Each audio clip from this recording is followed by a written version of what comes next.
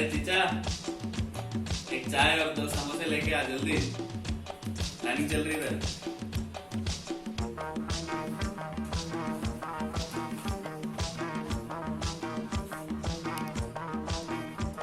ईरानी चाय और ईरानी समोसे जबरदस्त रहता।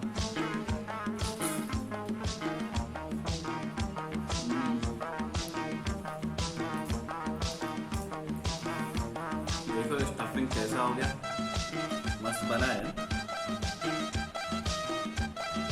मस्त जायका है। आप भी पका लो, एंजॉय कर लो लॉकडाउन में Irani samosa by chef Nitin. Hi, welcome to Lockdown Cooking with Chef Nitin.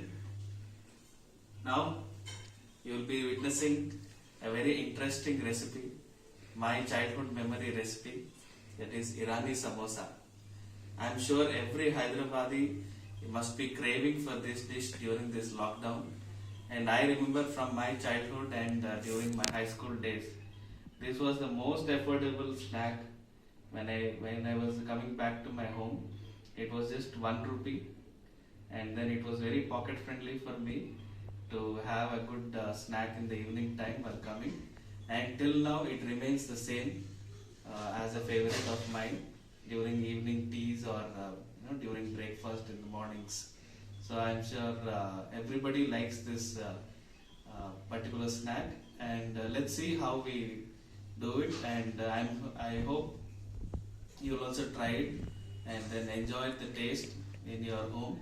And it is very simple, ingredients. Whatever you get in your home, with the same ingredients you can prepare. There's nothing, no fancy ingredients in this, but then the taste and texture is ultimate. So let's see how it's prepared. For our Irani samosa, here I have taken 200 grams of flour, that is all-purpose flour or maida you can call it, and then we'll start making a bay in the center.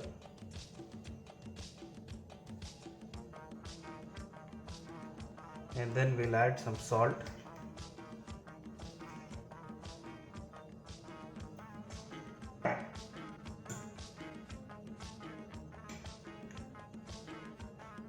two spoons of oil,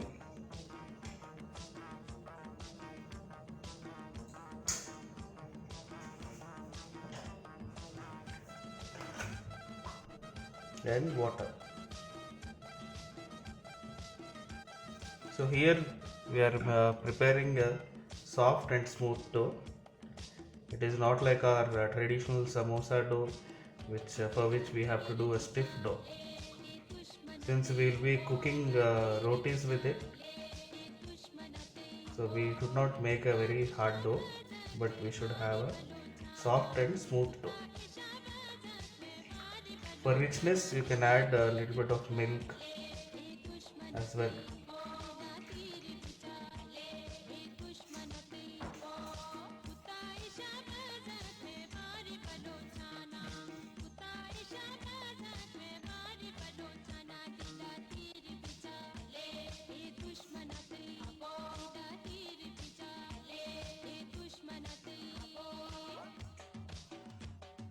So you can see how the dough is now nice and soft. So knead it for a while, and then we'll keep it for resting for at least half an hour. And you can see the work area, how clean it has become.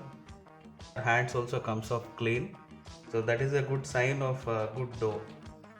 So we'll knead it for a while, and then we'll leave it for resting.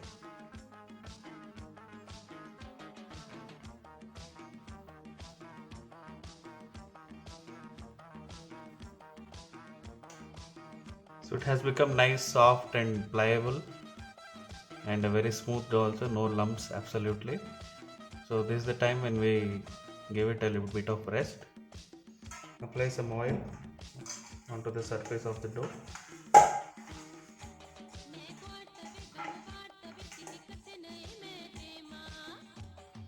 So either cover it with a cling foil or a wet cloth, or just turn it around and leave it for. It's time for our stuffing. that is for the Irani samosa. We have made the dough and we have kept it for resting, and now we'll look into the stuffing, what goes into the samosa. Okay, so here we have some peeled onions, carrot, coriander leaves, chili powder, salt, black salt, and some poha. Here I have taken ragi poha, since I don't have regular rice poha with me, that is the rice flakes. And previously I made halim, so there is some leftover fried onions and mint and a little bit of lemon, so that also I'll be using it into this dough.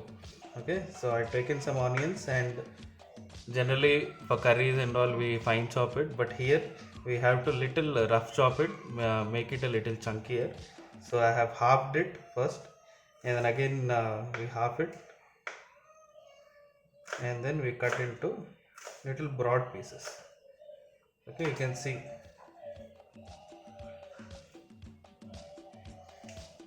how it has been cut and what is the size. So like this we will cut the other onions also.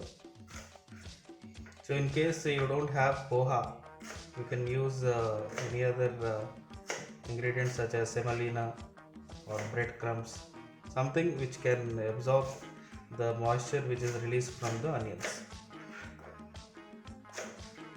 Transfer all these onions into this bowl. We'll chop some coriander. This has been washed, so that is why I'm just directly fine chopping it.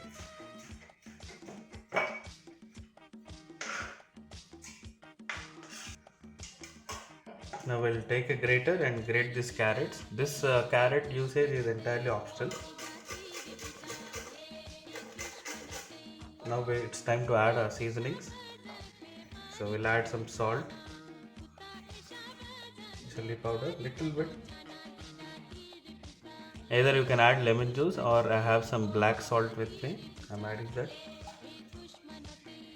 I have added leftover fried onions and little bit of mint, and then we'll mix it thoroughly and ensure that all the layers of the onions will be separated. Now it will smell nothing like our Irani samosa, but then you can really feel the aroma and the taste and flavor once it is cooked. So the cooking of these onions, this stuffing, will entirely happen in the samosa case itself. The pastry case which we'll be going to prepare. The outer layer gets fried and develops a nice steam inside the samosa, and with that steam itself these onions get nicely cooked, and we get that nice sweet flavor and a transparent and translucent texture of the onions. Now you can see a lot of moisture has been released from the onions. So to counterbalance this moisture, we add some kind of absorbent. So I am taking the ragi poha with me right now. So just a little bit, just to absorb the moisture which has been released from the onions. And then it's done. Now we'll start working with the dough. Now you can see how soft and tender it has become.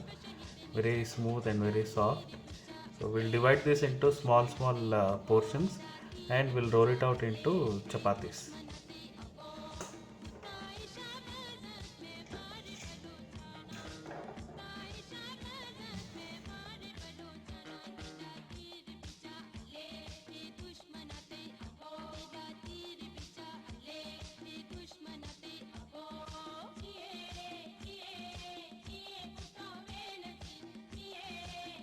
Now we have divided this dough, that is 200 grams of dough, into 16 equal portions. You can see small size, and we have to roll it very thin.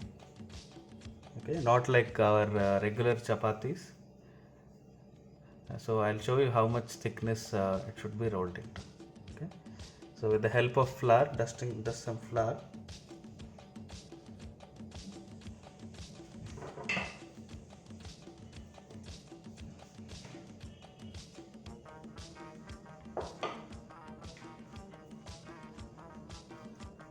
Generally, it is made with a Rumali roti.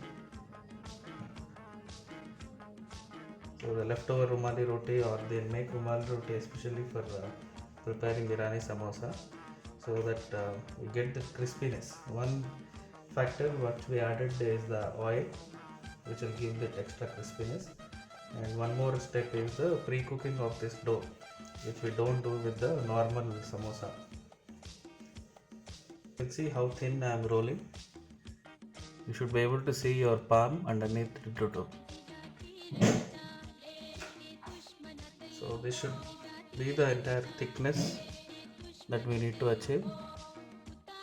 So a small dough of this size should be able to make a roti of this much size.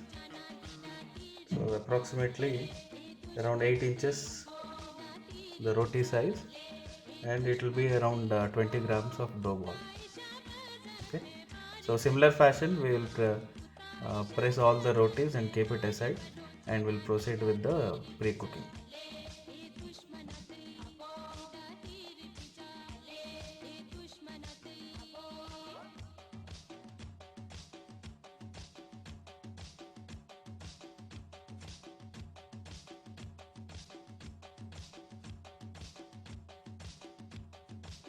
Now our all rotis have been rolled out.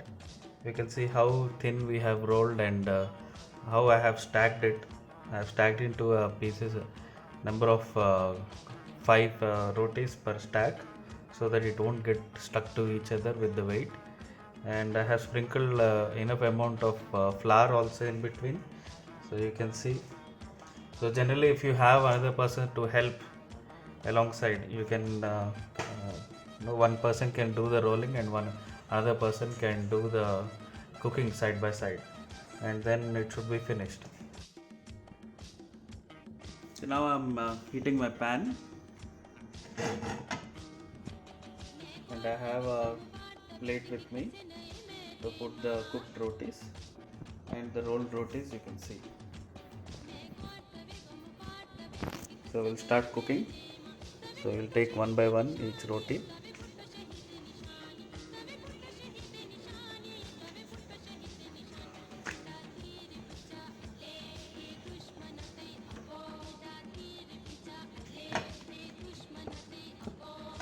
So around just 10 seconds, I think it should be enough for it to get cooked.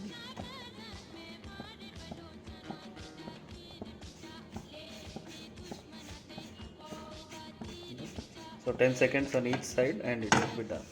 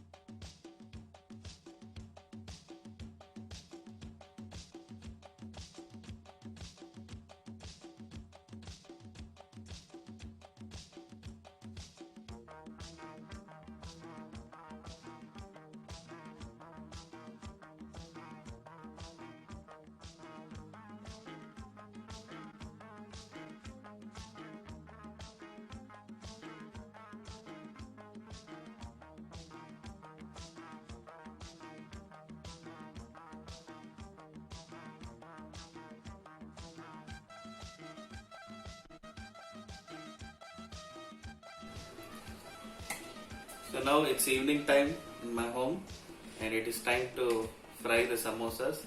We have done the samosa pattis, so as you can see. So in homes you can do without cutting the patti like this. You can store it in freezer, and then whenever you require, you just have to take the patti, put this filling and fold it, seal it, and then you can fry it.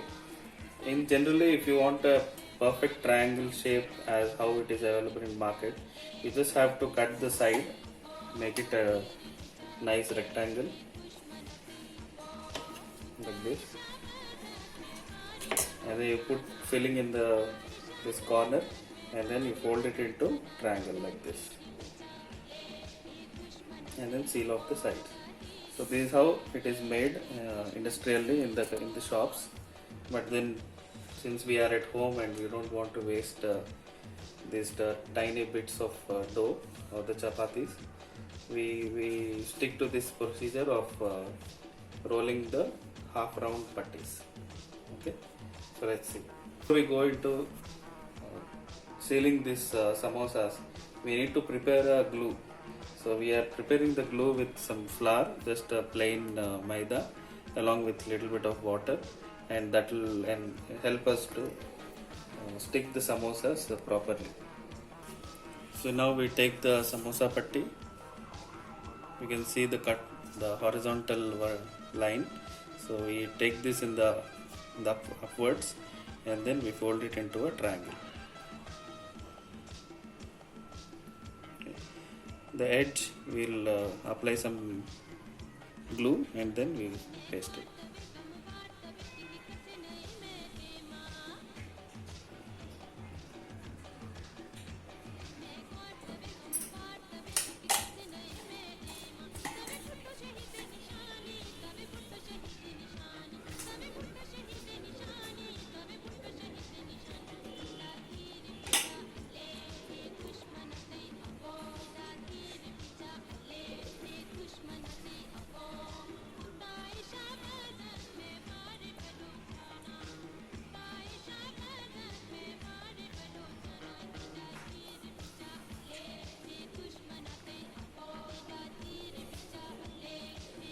So it's nicely sealed on all sides,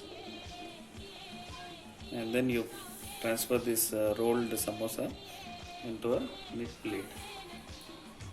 So like this we'll arrange all the samosas and then we'll go for the frying. I'll show you a small normal samosa patti.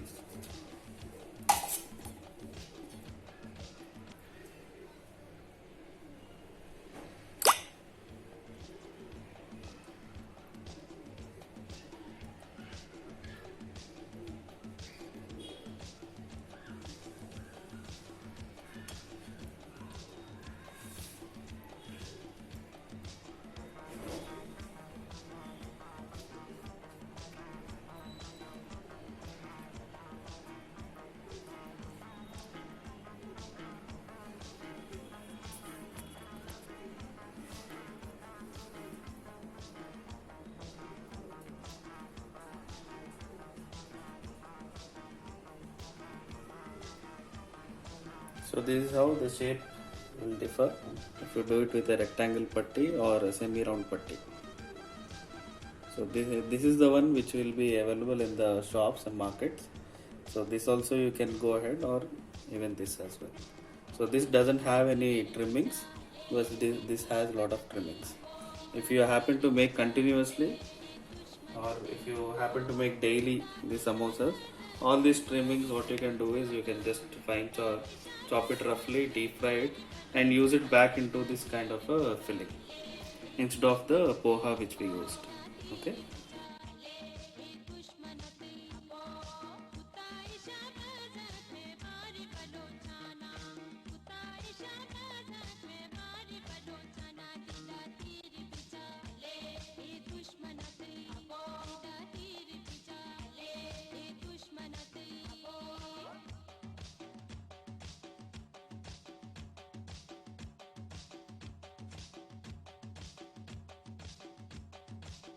Now our samosas are ready, nicely filled and sealed all the sides and edges.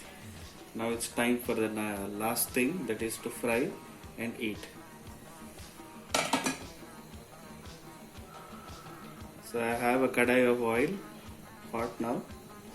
So I'm just gently dropping the samosas inside.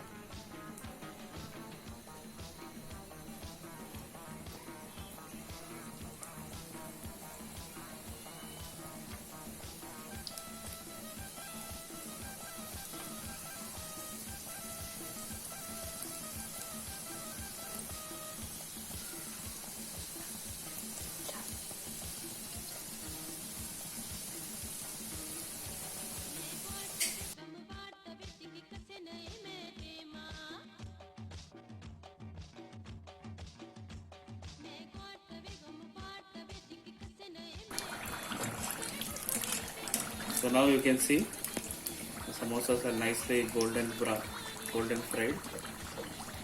And this is the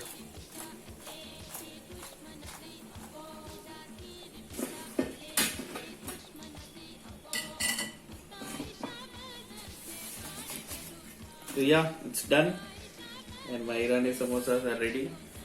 It is ready to have with nice Irani chai. So I'll be tasting. Now it is quite hot. So let me wait for the chai to be finished, and then we'll have a nice evening, Hyderabadi style of evening in the lockdown time with Irani chai and Irani samosa. Zabardast rehta.